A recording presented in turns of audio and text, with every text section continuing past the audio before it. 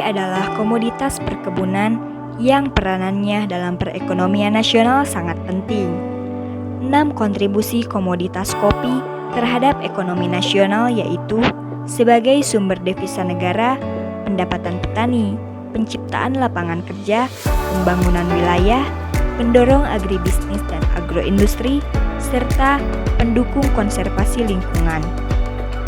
Indonesia adalah penghasil kopi terbesar ketiga di dunia setelah Brazil dan Vietnam.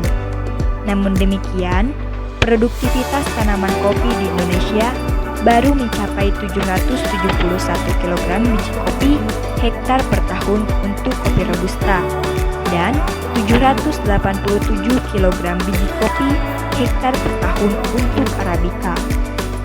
Produktivitas tanaman ini tergolong sangat rendah bila dibanding negara pesaing seperti Vietnam yang produktivitas tanamannya telah mencapai 1.542 kg hektar per tahun. Peluang untuk meningkatkan produktivitas tanaman kopi di Indonesia masih sangat terbuka lebar, sebab Indonesia memiliki iklim tropis yang secara agronomi sangat cocok untuk pengusahaan kedua jenis tanaman kopi tersebut. Sebagai komoditas ekspor unggulan, kopi menjadi salah satu hasil perkebunan yang diperdagangkan secara luas di pasar dunia. Ekspor kopi Indonesia sampai dengan pertengahan tahun 2013 volumenya tercatat sebanyak 448,6 ribu ton dengan nilai 1.249,5 juta US dollar.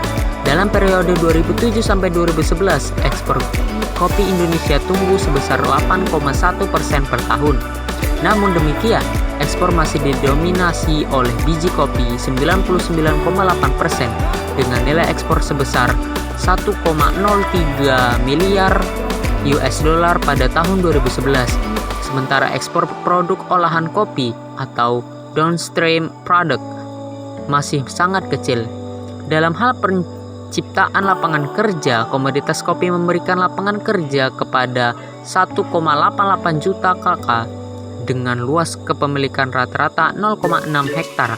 Sampai dengan saat ini, tanaman kopi di Indonesia masih didominasi oleh tanaman perkebunan rakyat yang mencapai 96% dan hanya 4% yang diusahakan dalam bentuk perkebunan besar, baik swasta maupun negara. Macam-macam kopi. Yang pertama, ada kopi Arabica. Kopi Arabica Indonesia banyak menjadi kopi specialty yang merupakan jenis kopi dengan cita rasa terbaik, memiliki aroma yang bersifat khas. Karena itu, kopi Arabica Indonesia memiliki pasar yang khusus. Potensi pengembangannya untuk Indonesia masih sangat terbuka. Selain karena pasar kopi specialty yang masih terbuka, hal ini juga disebabkan oleh bergesernya konsumen kopi biasa ke kopi specialty di negara-negara konsumen seperti Amerika Serikat. Beberapa jenis kopi Arabica Indonesia antara lain ada Mandailing dan Lintong Kopi dari Sumatera Utara, Gayo Mountain Coffee dari Aceh, Java Arabica Coffee dari Jawa Timur, Bali Kintamani Coffee dari Bali, Flores Bawaja Coffee dari Nusa Tenggara Timur, Toraja dan Kalosi Coffee dari Sulawesi Selatan, dan ada juga Luwak Arabica Coffee. Kopi Robusta berasal dari Afrika Barat dan tumbuh pada dataran yang lebih rendah dan suhu lebih tinggi. Produksi kopi Robusta menyumbang sekitar 30% dari total produksi kopi di dunia, di mana Vietnam adalah negara pengekspor terbesarnya. Dari statistik, tahun 2017 dan 2018, produksi kopi Robusta di seluruh dunia mencapai sekitar 64,89 juta dengan standar 60 kg. Umumnya, kopi Robusta rasanya cenderung lebih pahit sehingga banyak orang yang lebih menyukai kopi Arabica dibandingkan dengan kopi Robusta. Faktanya, kopi Robusta memiliki kandungan kafein yang tinggi dibandingkan dengan Arabica. Kopi Robusta memiliki acidity lebih rendah dibandingkan dengan Arabica. Dan harga kopi Robusta lebih murah dari Arabica karena proses merawatnya yang lebih mudah. Proses pengolahan kopi. Yang pertama, sortasi. Sortasi dilakukan dengan memisahkan buah yang superior, masak, bernas, dan seragam dari buah inferior, cacat, hitam, pecah, berlubang, dan terserang hama atau penyakit. Dan untuk menghilangkan kotoran seperti daun, ranting, tanah, dan kerikil. Yang kedua, pengupasan kulit buah. Pengupasan kulit buah dilakukan dengan alat pengupas tipe silinder dengan menyemprotkan air ke dalam silinder bersama dengan buah kopi yang akan dikupas. Yang ketiga, fermentasi.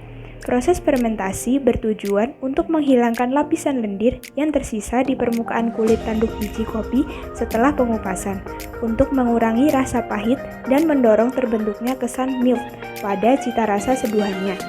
Proses fermentasi ini biasanya dilakukan pada kopi Arabica. 4. Pencucian.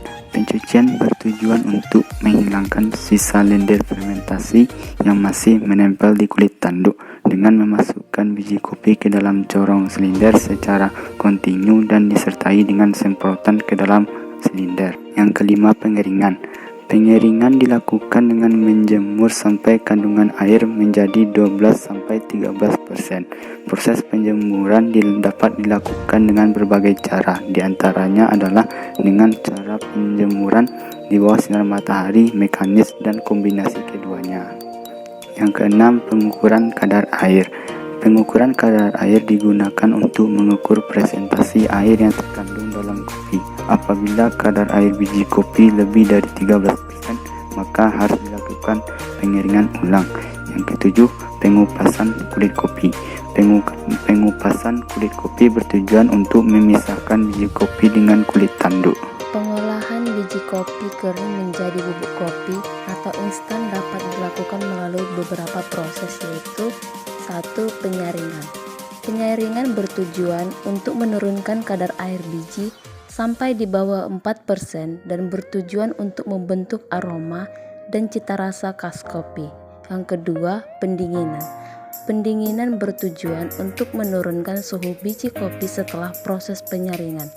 Pendinginan dilakukan selama kurang lebih 15 menit untuk kapasitas 8-10 kg dengan menggunakan alat pendingin dengan pengaduk otomatis dan dilengkapi dengan blower untuk mempercepat proses pendinginan.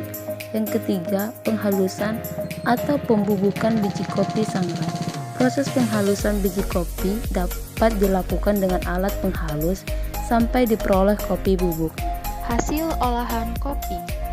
Kopi bukan hanya dijadikan minuman saja, tapi kopi juga bisa diolah menjadi aneka olahan yang unik, kreatif, dan dapat menaikkan nilai tambah jika diolah menjadi beberapa produk seperti berikut.